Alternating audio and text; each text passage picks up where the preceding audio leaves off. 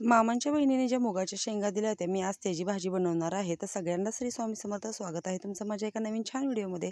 तर मी त्या शेंगा सोलून घेतल्यात. बराच वेळ गेला शेंगा सोलायला, कारण काय थोडे थोडे बिया असतात ना मुगाच्या, त्याच्यामुळे वेळ जातो. तर शेंगा एवढ्या सोडल्या आणि त्याच्यात निघलेत केवढे बघा दाणे. तर एवढ्या शेंगा सोडल्यात मी आणि त्याचे तेवढेसे मूग निघलेत. शेंगा आत्याने फोडून दिल्यात भुईमुगाच्या आणि आत्याने घेतलं चपातीसाठी पीठ मळायला.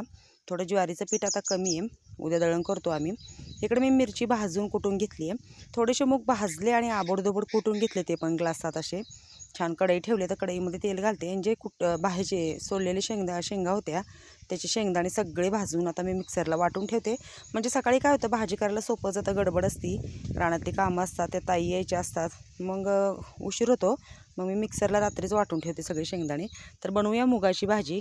कढईमध्ये तेल घातलं, जिरे मोहरी कढीपत्ता लसूण टेचलेला आणि त्या ज्या कुटलेल्या मिरच्या होत्या त्या पण घातल्या आणि त्याच्यामध्ये हळद घातली. मीठ काय मी मिरचीमध्येच घातलेलं होतं कुटताना. आता त्याच्यात मूग घालायचे आणि छान असं परतून घ्यायचं आणि त्याच्यात गरम पाणी करून घालायचं. जेवढं आपल्याला रस्सा बनवायचा आहे तेवढं गरम पाणी घालायचं. असं आम्ही बनवतो हिरव्या मुगाची हिरवी मिरचीची भाजी. आपण मसाले भात जर बनवायचं म्हणलं ना तर त्याच्यात पण खूप छान हे मूग लागतात. तर भात बघू, आहेत थोड्या शेंगा ठेवल्यात, भात पण बनवूयात.